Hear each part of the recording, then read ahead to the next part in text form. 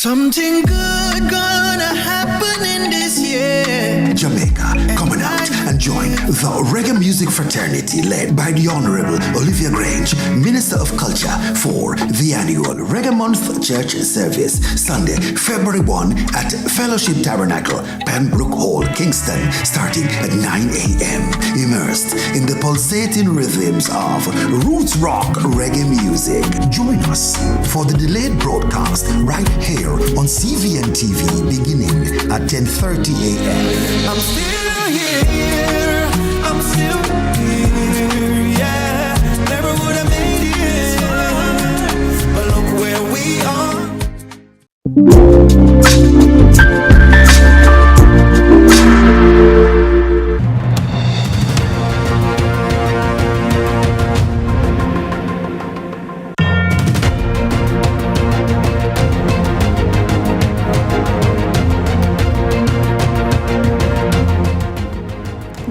Good evening and welcome to Lead Story.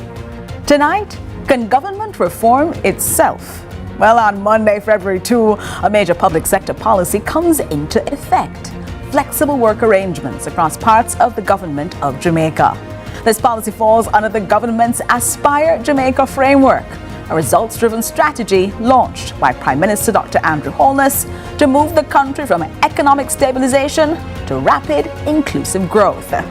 Aspire has 6 pillars: access to opportunity, safety and security, people and human capital, infrastructure, and reform of the bureaucracy and economic diversification. Tonight, our focus is on the R in that. In segment 1, we ask a basic question: who actually has the power to change how government works? And in segment 2, we test that power using next Monday's Flexi-work rollout as a live case study. Then, as we enter Black History Month, we ask what memory, power, and reparation mean in a black majority state. And finally, Valentine's Day is 2 weeks away. We break down the real cost of love and how not to pay the last-minute tax. That's why we're prepping you in advance. This is Lead Story.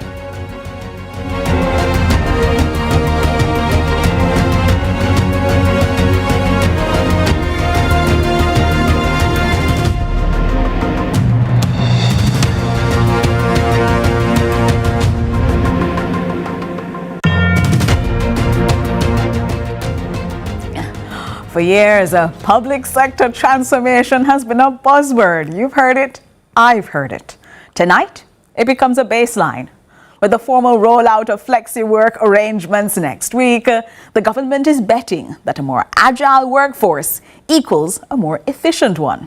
But how do you ensure the output of a ministry from a home office, and who is actually steering this ship? Well, we brought in just the person to talk to us about that. Joining me is Ambassador Audrey Marks, Minister without portfolio in the Office of the Prime Minister, with responsibility for efficiency, innovation, and digital transformation. Ambassador Marks, thanks for joining us inside Lead Story. Thank you for having me. Ambassador, you were appointed in March 2025 as the Minister for Efficiency, Innovation and Digital Transformation, something that Jamaicans had never seen before. And you're effectively what has been called the execution arm of a grand strategy called Aspire. Talk to us about that Aspire strategy first. Okay. Well, Aspire is the overall program, and the S in Aspire is the speed program, which is streamlining processes for efficiency and economic development. It's important. We have a graphic here allowing us to see the Aspire program, and they'll put it up in just a minute. But let's start with information for our taxpayers, because we have there the A, the S, the P, the I, the R, reform for bureaucracy, which is where you fall in. Help us understand. You're supposed to be reforming the public service, looking at what it is that's going on there and making it more efficient. For the taxpayer, what authority do you actually have? What do you actually get to be able to walk into a ministry and demand change? And where does your power to enforce that sort of change end?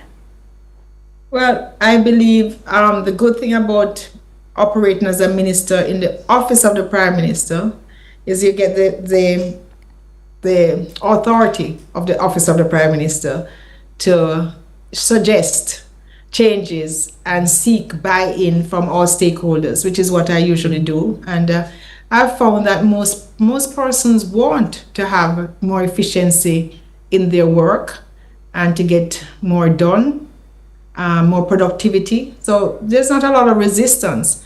My biggest challenge so far really is not resistance from the stakeholders, but more just the past year, was very eventful.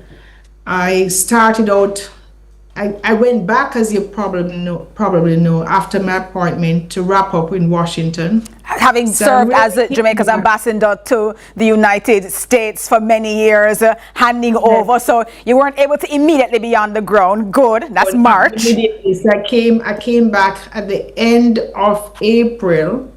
So I literally started in office in, I think it was in May. And then by mid-June, I was asked to enter representational politics. And that took on a life of its own.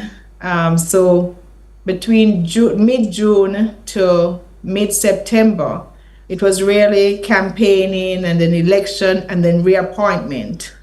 So I got back in office really around the end of September. And then I started to focus on the efficiency mandate, and in so doing, went on a study tour in Europe, specifically in Brussels and then in Estonia. I was away for 2 weeks. And I came back 2 days before we had to start planning for Melissa.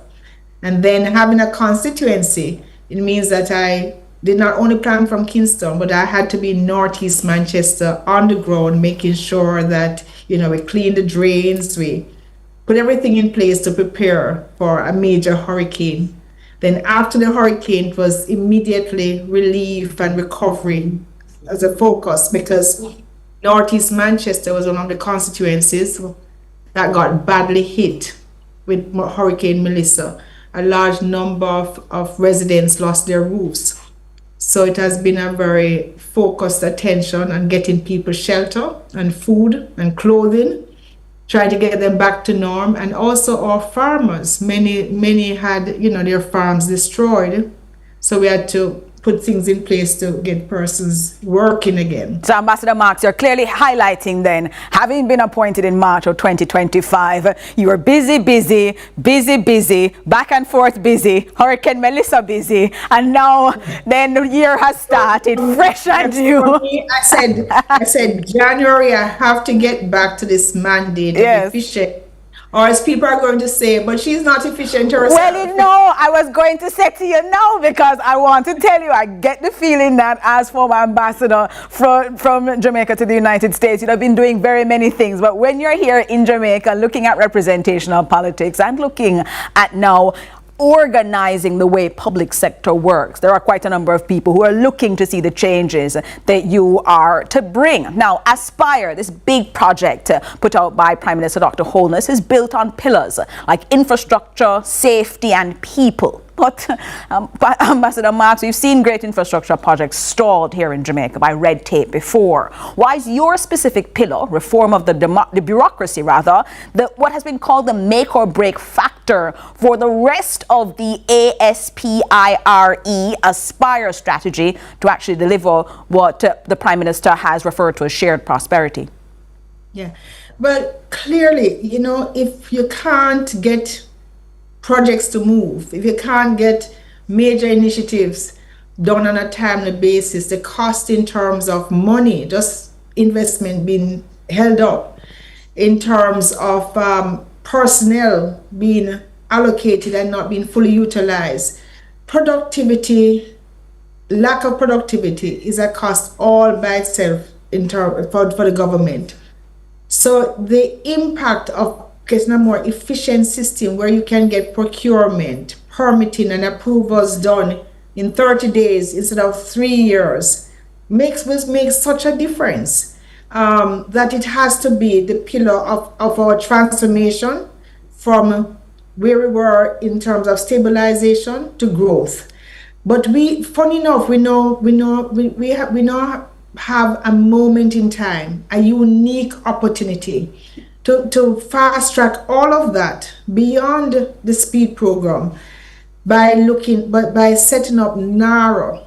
So out of the tragedy and the crisis of Hurricane Melissa, the other side is the opportunity to rebuild stronger and better.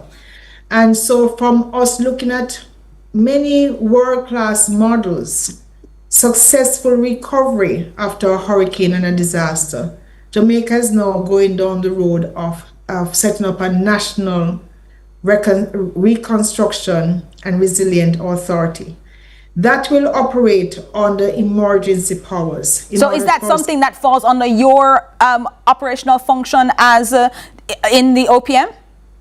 It falls under the office of the Prime Minister, and the Prime Minister, as we are setting up at this point, it is under the Cabinet Office. As we are setting up, the Prime Minister will then will finalize the structure. We have advertised for a CEO, so there will be a CEO in place, and the Prime Minister will then assign the advisory council and put the entire system in structure in place. But for you to understand, what I want to really convey to you, and for you to see for you to understand what's coming, is that NARA is going to provide us with the opportunity to really get many of the big projects going on a fast track as we seek to rebuild Jamaica in a more sustainable, resilient way. All right, so this then helps us see. The last point I want to make is, so once we have a methodology of being able to do big projects on a fast track, because you have to really streamline a number of systems in order to get that going. We will then, after 3 or so years, be able to stand that up and move it over to become a norm in how we operate. So the point I'm trying to make is that out of this disaster, out of this crisis, we now have an opportunity to fast track my mandate. So this is very much a never waste a crisis, Rahm Emanuel style of looking then at Hurricane Melissa as an opportunity to look at those places where we had waste and then say we can build back better. But you are also a businesswoman. You founded Paymaster, a company built on 24/7 efficiency. Now you're in the public sector. Be honest. Is the red tape you're fighting, some of the things you're actually looking at, a lack of technology, or is it a management class that's afraid of being held to real private sector style key performance indicators or KPIs? Both. The number one passion and drive for me to be in public service is just what I encountered trying to do business as a private sector person. And so it's both things. I will be trying to use technology to drive how we do better business in Jamaica. And I'll also be using my private sector experience to try and bring more accountability systems, KPIs, key performance indicators, so that persons can see, we can focus more on outcomes rather than just having a job. Yesterday, in the launch of the Flexi-work program, what I said is that one of the important lessons that came out of COVID and people having to migrate to work from home is that productivity is not dependent on just physical presence. Well, let us talk about that in a few moments, Ambassador Marks, because we're going to take a break and come back to you about that launch and what that means for Jamaicans. Stay with us inside Lead Story.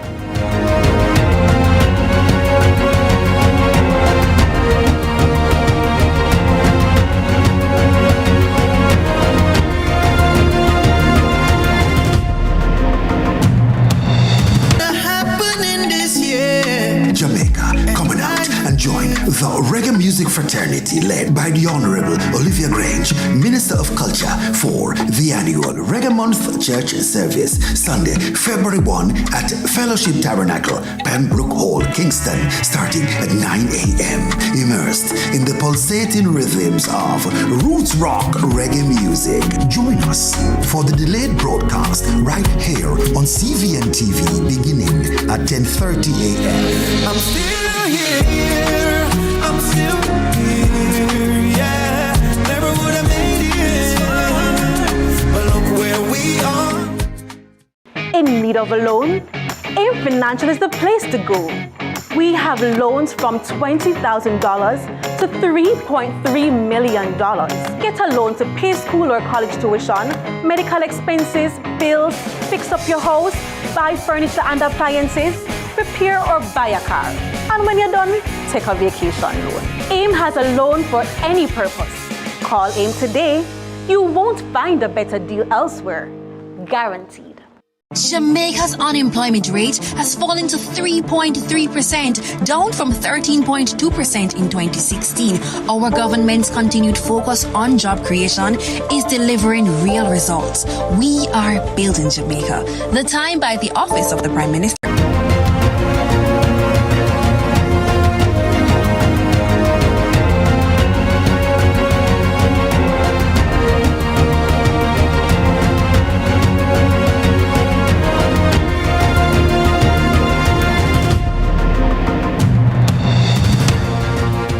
Thanks for staying with us inside Lead Story. Next Monday, Jamaica will see a big change because on February 2, the government begins phased implementation of flexible work arrangements across parts of the public service. We're joined here by Ambassador Audrey Marks. Ambassador, you are talking to us about now the big thing that was launched a few days ago in the Office of the Prime Minister and a massive move for the public sector. But the Employment Flexible Work Arrangements Act has been law since 2014. We've had the legal framework for 12 years and the proof of concept since 2020, the pandemic that you spoke about, people working at home. Why did it require a dedicated minister in 2025, and with all that you've explained to us, really and truly 2026, to finally start moving this from a policy paper to a Monday morning reality? Well, I went through it before that I'm back, and this is the mandate, this is the focus. For the last, I would say, 40 years or so, Jamaica has been on a journey. The last 10 years, a lot of the focus was on fiscal stability and getting us to a place where we became a model by turning around our economy from almost 150% debt to GDP to where we were heading to 60%. So that was the focus for a long time. In the shift to growth, which is why you know about the Aspire program, a lot of these things that will drive growth. This is when we're a small country, we're a small government. This is when now we can focus on these initiatives. So the administrations before, they knew what direction, both parties knew what direction we need to go in as a country as we move towards our development goals for 2030. So some of these legislation would have been done, some of these acts would have been passed some time ago. But the resources, the focus, the resources, really, people and money to put them in place just took some time. But this is the right time, and I'd like to think I'm the right person to help move them along very quickly. All right. Well, on Monday morning, bright and early, the public sector officially moves to this new flexible work system. We now know that we had 32 agencies that had piloted it, but the remaining ministries and agencies, are they required to adopt the efficiency directives, or can a permanent secretary simply say, listen, my people, my culture, not ready for it, I'm opting out? Well, we had a meeting with the permanent secretaries. There's permanent secretaries board, and all the permanent secretaries were represented. They were involved in the decision making, and we are all agreed that we are moving forward as one government body, one government, where we are implementing the Flexi-work program. And so that's not something that is discretionary, it's a government policy. And so all the permanent secretaries will be coming on board. However, there may be some agencies, some departments, some jobs that will not be able to go to a flexi system, and that's fine. That is already discussed. So those persons will be aware. Importantly, this is not mandatory for the workers to shift from whatever system they are on now, in terms of their 8:30 to 5. So it is discretionary for the worker, but mandatory for the government of Jamaica to implement this program. I like how you say it like that. Well, the time zones that we see that are available for persons are the early bird shift, 6:30 a.m. to 3 p.m. So that's people who wake up from 4 o'clock and say, I can get to work. The standard shift, 7:30 to 4 p.m. Traditional, that's at 8:30 to 5 o'clock, that many people would have been accustomed to in the government. The midday, that starts at 9:30 a.m. and goes on till 6. And then the late shift, people from 10 a.m. to 7 p.m. able to work in there. But you spoke about some workers not being able to benefit from this very, very cushy system that some people can wake up late, do their business and then come to work. Is there a risk of then creating a two-tier public service where desk workers get the luxury of staggered shifts and hybrid options, while our frontline heroes, police, nurses, sanitation workers, remain locked in that very traditional, rigid schedule? Because for some people, they wonder how a system like this prevents a morale crisis between those who can choose their hours and those whose roles physically demand that they cannot. Well, many of those workers that you mentioned, they already are on a staggered work program, and they're already on shift systems. So in many ways, they're already on a flexible work program. They would just not fall into this other category of, say, 6:30 to the last one at this time is 7. But they also are on a shift work program already. I expect that some persons may want to ask if they can go into a different work program, and their immediate managers and right up to the PS, they'll work out those, how they can be flexible. But so far, from a wide array of workers, we are seeing just a positive response. I've not gotten any negative pushback to say this cannot work or this will be disadvantageous to me. With that said, Ambassador, people are coming to work at different times. Everybody leaving different times. So what prevents now me going to a government office at 12:30 or calling and can't get through to anybody because everybody's on different lunch times? Everybody's doing different things. No, we have core hours. Okay, the core hours from 10 to 2. Right. So there are some core hours from 10 to 3 where everybody will be at work. Everybody will be at work at that time, must be able to get through to them. Can that mean then that I can go to a government office at 6 o'clock since the last shift ends at 7 and be able to access some services? Is that, or at 7 o'clock in the morning, can I get there earlier given that some people should be at work? That is envisioned, and we will see. But those are things that we have discussed, and the permanent secretaries are making arrangements to ensure that service quality is not compromised in any way. And the other thing is, I am really hoping that this thing of you having to go to a government office, whether it's 7 o'clock in the morning or 3 o'clock in the evening, as we start rolling out the digital transformation of the government services, you can actually wake up at 3 o'clock, 3 a.m., and just go online and get your business done. Anything to do with the government.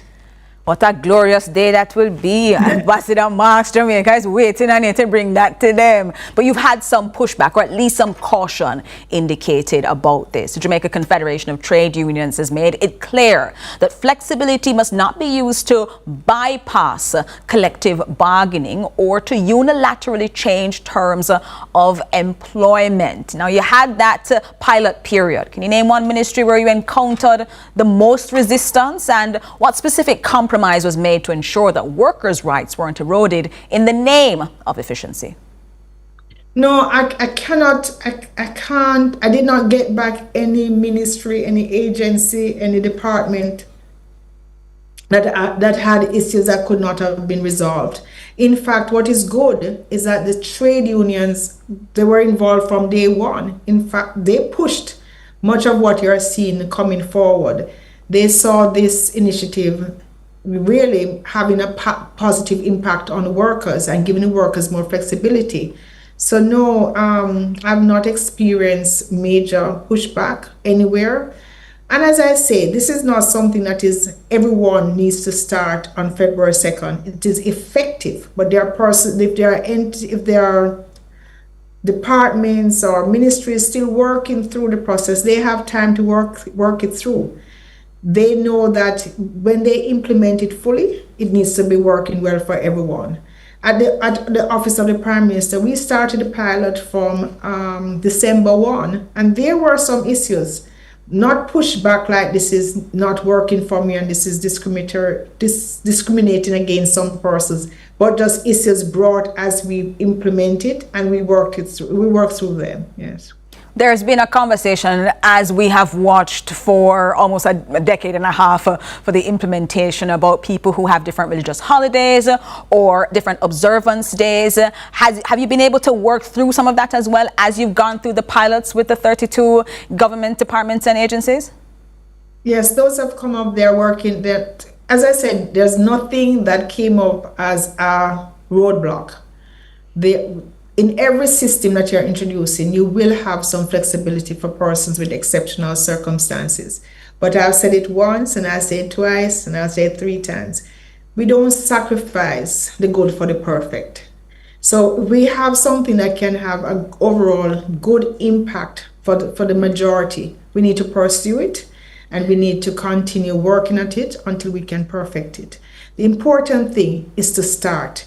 We have been a country for a long time. We get into doing studies, task force, white paper, green paper, all kind of colors.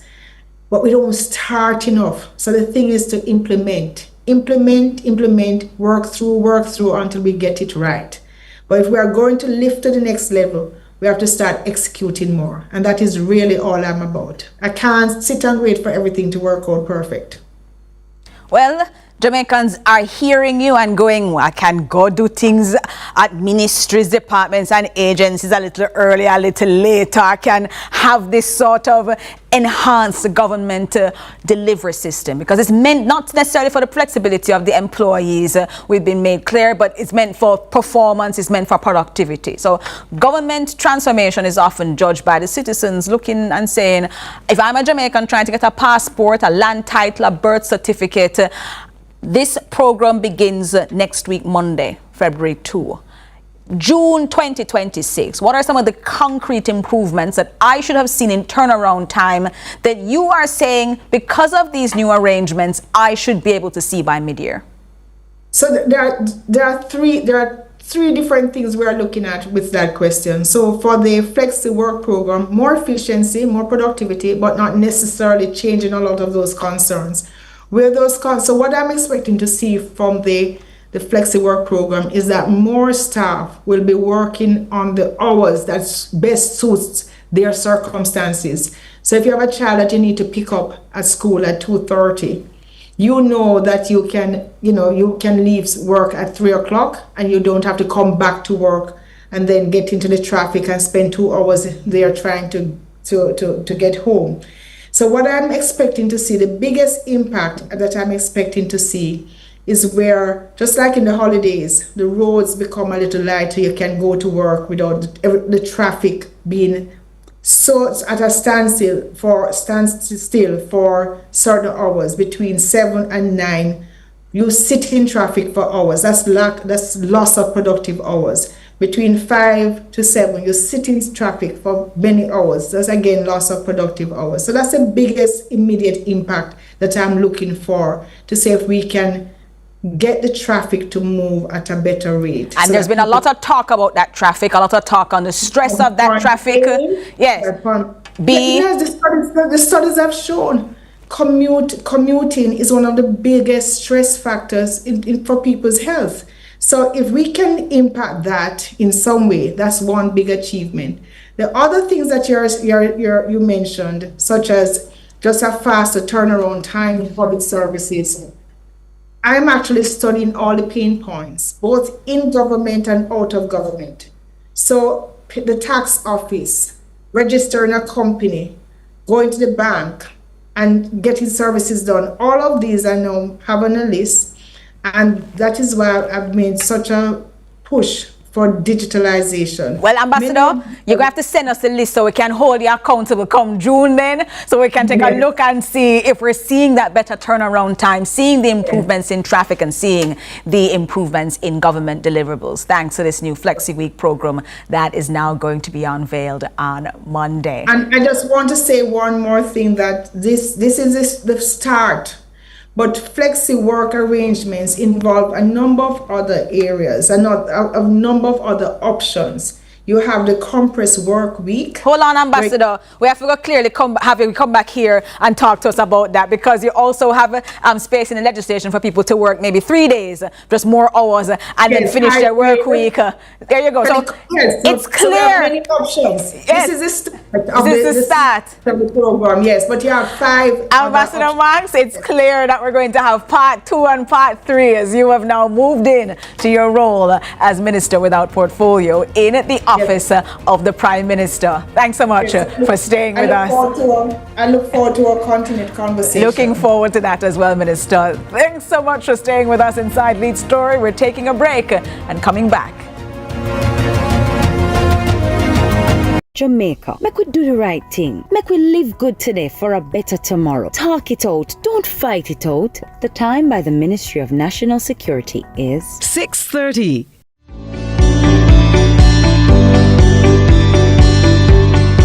Hi, I'm Landy. Welcome to NLA Connect, the National Land Agency's customer engagement platform. NLA Connect is a simple, user-friendly platform designed to help you share your feedback, get support, and updates about land-related matters. Available 24/7, NLA Connect allows you to share suggestions, comments, and commendations, submit queries and report issues, attach files with your requests, track requests, and get real-time status updates. Connect with NLA client engagement officers and provide feedback on the service received via the platform. We're making it easier for you to connect with us. You can access NLA Connect via our website, using the kiosk at any of our offices, or scanning the QR code displayed at our locations. Need any help along the way? Check out our FAQs section. It has all the answers you need in one location. NLA Connect, your voice, our priority.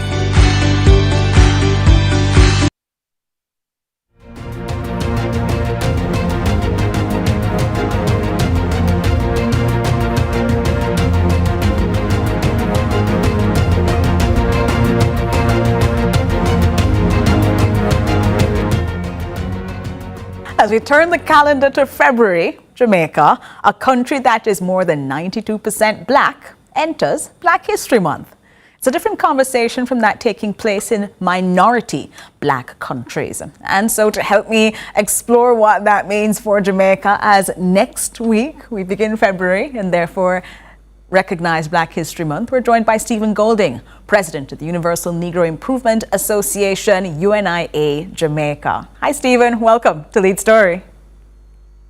How are you, Jodi-Ann? Good evening to you. I'm well. Good evening to your listener. Thank you so much for joining us. Stephen Golding, we're talking about Black History Month, but in a black majority country, why is memory, this whole discussion about it, still a battleground policy for education, a battleground for policy, a battleground for figuring out if we should even recognize it? I don't know why it's a battleground. There are many things we should have done being a country coming out of chattel slavery, coming out of colonialism, once we got our emancipation and then our independence that we haven't done. Let's remember that Black History Month started out as Negro History Week in 1926. It started originally as a second week in February. It was started by Dr. Carter G. Woodson, who was a contemporary of our own first national hero, Marcus Garvey, and who actually wrote for Garvey's, one of Garvey's newspaper. But the idea behind Negro History Week was to counteract some of the propaganda that came out of the colonial narratives as regards the history of Africa and Africans. Marcus Garvey himself was a big proponent of that. I mean, it's because of Negro History Week in the 20s, at the turn of the 20th century, and contemporaries of Garvey like Jamaica's Joel Augustus Rogers and others, that Africans in the West began to connect their history beyond slavery or before slavery, going back to the pharaohs in Egypt, going back to building the great pyramids of Egypt, talking about people like Mansa Musa, the richest man who lived on the earth, even covering topics like the fact that Africans crossed the Atlantic before Christopher Columbus did in 1492. So it was a reclamation of a history that was suppressed. They attempt to erase it because it did not fit the system of chattel slavery. For us to educate Africans about their true history. And that should have been changed a long time ago in terms of a broad measure and in terms of correcting the narratives in the educational curriculum. But a lot has been done, so we have to give thanks for the elders like Dr. Woodson, like the Right Excellent Marcus Mosiah Garvey, like Jamaica's Joel Augustus Rogers, who himself was referred to as the father of Negro history in the 1920s, a Jamaican coming out of Negril, Westmoreland.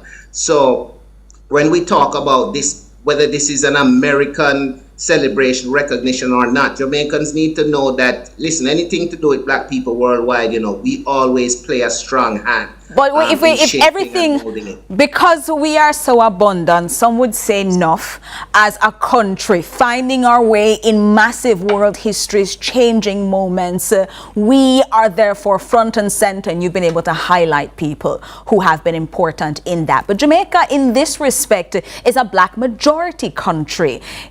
If Black history is majority history in Jamaica, what exactly are we still decolonizing then? What is left? Yeah, but are we teaching Black history? Are we teaching Black history? I mean, yes, we're a majority Black country, but what does our historical narrative say? I'll give you an example. This year marks 500 years since the first slave ship left the coast of Africa for the Americas and crossed the Atlantic. Africans had been taken to the Americas as early as 1507, but the first set of enslaved Africans who came were shipped from Europe. That's 500 years. That's quite a centennial, 5 times over that we should be recognizing. But how many Jamaicans know that? How many are taught that in our history? I'll give you another example.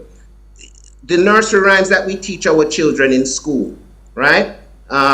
Which is so important because at that early childhood level, those are things that they will never forget until they die. We're still teaching them about London bridges falling down and Humpty Dumpty who sat on the wall and Mary who was quite contrary and Jack and Jill who went up the hill. None of those things reflect back history. None of those things reflect our experience as Africans both on the continent and traversing the diaspora. So it's not enough to say that we're a majority Black country, so therefore we should worry about Black history. The fact is, we are a country that has come out of the shackles of colonialism. We were given an educational curriculum sanctioned and written by our colonizers, and we have not taken the time to properly repair the narratives in a way that we can now teach our children their history in a way that was empowering them. In 1920, in the Declaration of Rights of the Negro Peoples of the World, Marcus Garvey insisted in one of those declarations that Negro history be taught to Negro students and that it was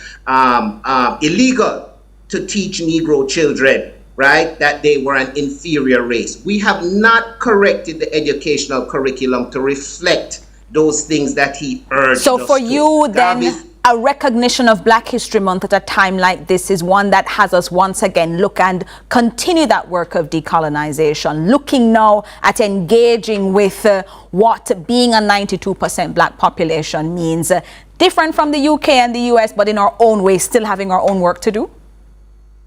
Yeah, and when you say Black, remember Black is a color, because we have Black people on the earth who are not Africans, and we have people who claim to be Africans who are not Black, right? It's about that cultural retention. It is about overcoming what for a long time we subconsciously absorbed from the European educational system, which caused us to even loathe the thought of Africa and being African. Malcolm X has a famous quote from one of his speeches: who taught us to hate ourselves from the top of our head to the soles of our feet. We're still talking about issues like bleaching in this country well into the 21st century.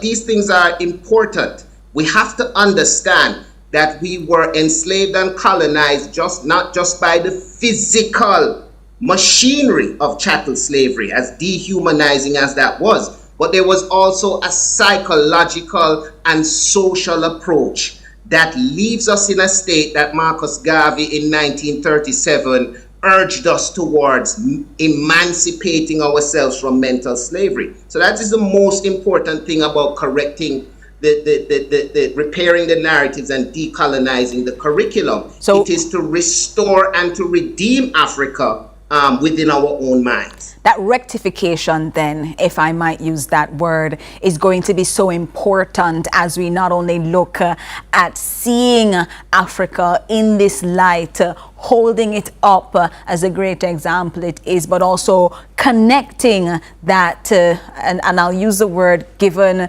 that you have said cautiously it might not be completely applicable, Black majority here in Jamaica, having them rectify their history with Africa. We have, however, in the last few days seen engagement between Jamaica and Africa. So we've seen Jamaica and Ghana including having discussions, including with Prime Minister Dr. Andrew Holness on a big ticket item. Part of that is repairing or reparations. Is this meant to be something that gets people excited, showing them that leverage is shifting, or is it still a symbolic meeting where prime ministers and leaders shake hands and say all the nice things and do all the nice things? Well, there's no doubt that the reparation movement has gained significant momentum coming into the 21st century, and it is a big topic right now on the political scene. And for a long time, we've been trying to get continental African governments on board with the movement. So we're happy that they are here now, right? But let's not forget, when we talk about the philosophy of Pan-Africanism, when we talk about the concept of reparations, those things were birthed by Africans taken into the diaspora. So we still have an important role to play in terms of providing that leadership, as we have done for so long, whether it is through the calls of our musicians, the teachings of our educations, and the heights that people like Marcus Garvey reached in terms of pursuing a program of African redemption. But education is the foundation of that, right? If our leaders fall short in achieving or reaching for the things that they should in a time that is satisfactory to us, it's because we have failed to educate them. The other day I saw the Prime Minister speak. Stephen Golding?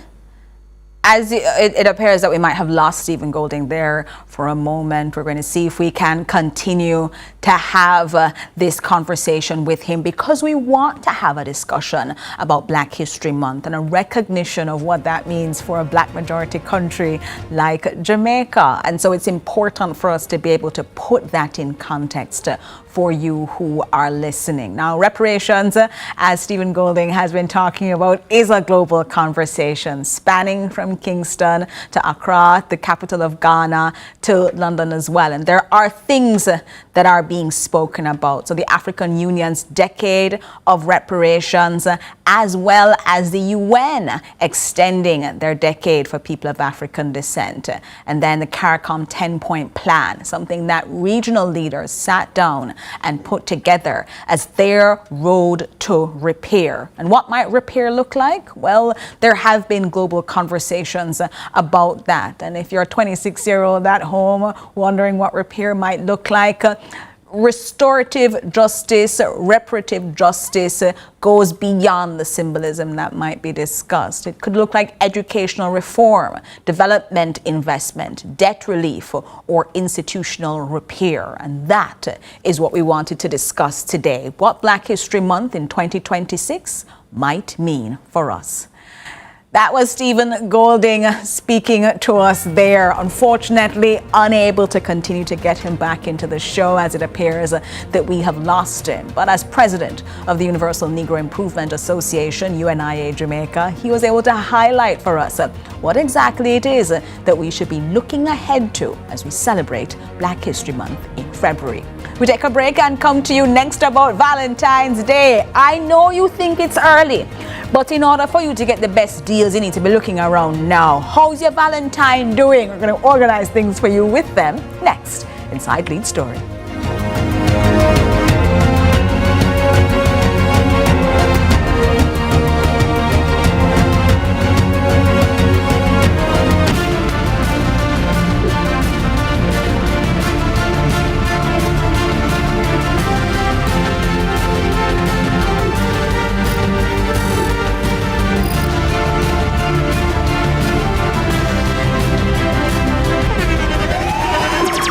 The internationally acclaimed On Stage with Winfred Williams. At a new time, Saturdays at 8 p.m. on CVMTV. So much more than entertainment. Something good gonna happen in this year. Jamaica, coming out and join the reggae music fraternity led by the Honorable Olivia Grange, Minister of Culture, for the annual Reggae Month Church Service, Sunday, February 1 at Fellowship Tabernacle, Pembroke Hall, Kingston, starting at 9 a.m. Immersed in the pulsating rhythms of roots rock reggae music. Join us for the delayed broadcast right here on CVMTV beginning at 10:30 a.m. I'm still here. I'm still here. Yeah, never would have made it, but look where we are.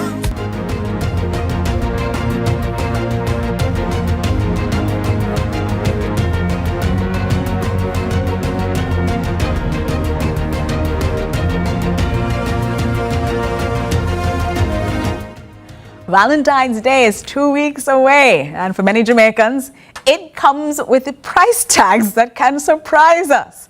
We're making sure you're not surprised, and we're making sure that you understand the cost of love.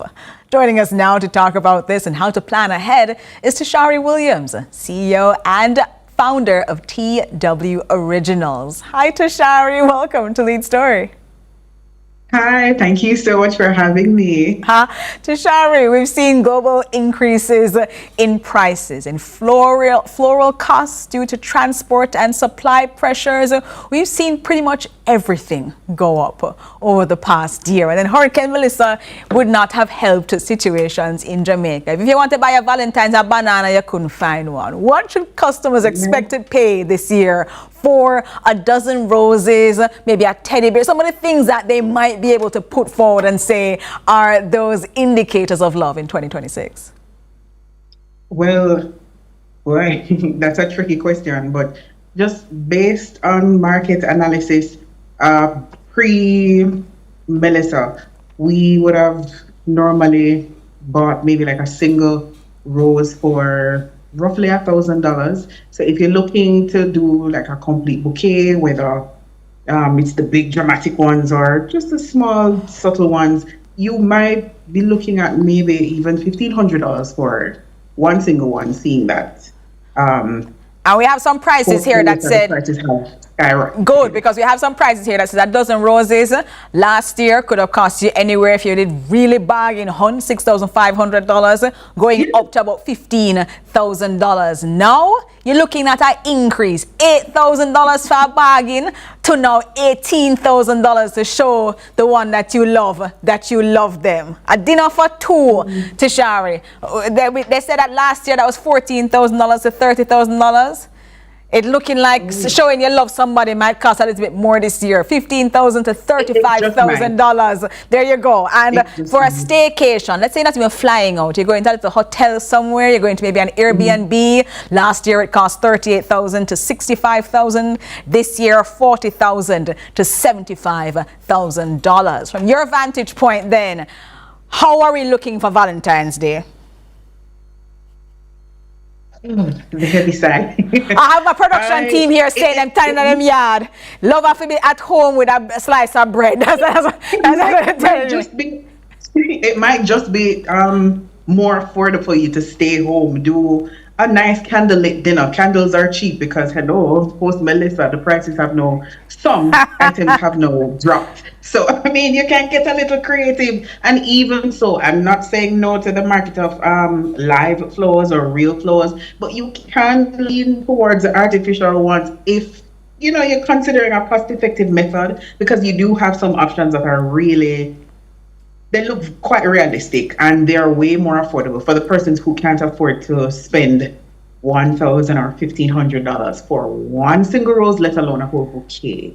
So there are options. We can get creative. We're Jamaicans. We can get creative. Tishari, you're somebody who can help us with that creativity because of the things that you've seen and the things that you know. Help us understand. Are we seeing any shift towards local options? Are we seeing people going to local vendors, doing things with locals? Or is the market still very import dependent, people ordering things online or waiting for those things to come? Well, I mean, based on the fact that we just went through a catastrophic event or experience, the ripple effect of it has been hard on the market. So you find that more persons are importing these things. And then from ever since, we've always been importing a lot of floral arrangements and so on and so forth, because most of our local suppliers actually purchase from or have the flowers or other things that we may need for decor or whatever it is, they've actually imported all of those items. So I can say there might be a shift or an increase in the pricing of it, but boy, the market is so unpredictable. I want to say yes and I want to say no, but as we draw closer to Valentine's Day, you find that there are a lot more floral arrangements. And this year, based on what I've seen, they are definitely more costly. For many businesses,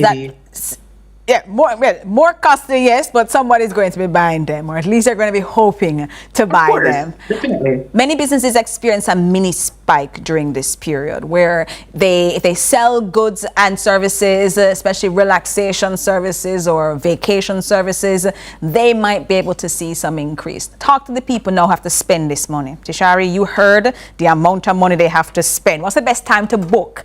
And is there a last minute tax that people should be expecting if they wait too late, if they wait until next week or the week after to book a restaurant, to book a hotel, to buy those flowers? Are they going to be paying markup even more closer to the time? Definitely. They definitely will. I always try to encourage my clients, all right, if you're going to book even a venue for a wedding, or you're going to book or order some flowers or order a garment or whatever it is, don't wait until the appointed time, because when you buy things in season, there's a cost or a price range that you find those items at. So if you know that you have an event coming up, if you know you have an anniversary, a birthday, Valentine's Day coming up, I mean, pre-order. A lot of persons can actually pre-order from local suppliers, and you can order them online way ahead of time. So that way you can lock in the deals, because they always tend to have deals leading up to the event. And then, when it gets around to that time, the prices either revert to its original cost, or you find that it actually costs more. So I'd say definitely lock them in. So if you need to go ahead and start creating a calendar of events to ensure that you lock in these deals and you can take advantage of these things, do so. Do so as best as you can. Tashari is saying, plan ahead. Everything. So book early, confirm pricing, and consider local options then to avoid the last minute tax, because it is going to be serious for people this year. Seeing the increases from 2025 to 2026. As I said, even if you wanted to buy a Valentine, a banana, who to tell where you would find one, thanks to now market produce being more difficult to find. Tashari, if we wanted to come to you at TW Originals to get any Valentine's Day things, what would you recommend? Well, I would say if, for example, you're booking ahead of time. Ahead of time. You can definitely do some gift vouchers, whether it's for cosmetic services, because you might be taking your special person out, even your mother out, or a friend out for Valentine's Day or even their birthday coming up around that time. You have a lot of options and a lot of services to choose from, because my business offers quite a lot of services. So you can definitely do gift vouchers. There you go. Are the way to go. Tashari Williams, CEO and founder of TW Originals, not only telling you about the last minute tax and how to avoid it, but also saying that, well, if you book ahead, you might just have that perfect gift for that special someone. Tashari, thanks so much for joining us inside Lead Story. Thank you so much for having me. An absolute pleasure having you in with us. Now, we had discussions, and we had a big discussion about justice reform and the reform of our public sector. Well, reform, just like justice, only happens when changes, and it changes lived experience that you can see. A strategy on paper means nothing if people still have to wait, still have to pay, and still have to struggle to navigate the state. And we had that conversation with Ambassador Marks a few moments ago, saying we should be seeing changes. But the real test of the Aspire program is not announcement, it is delivery. Before we go, I know Valentine's Day is next month, but before the month ends, I want to say a very warm happy birthday to everybody celebrating in the month of January. And a special birthday wish to Christopher, who celebrates his birthday this Saturday, January 31st. I'm Jodi-Ann Quarry, and on behalf of the entire CVM production team, thank you for watching Lead Story. Have a fantastic evening, and I hope you stay safe. Up next, CVM News.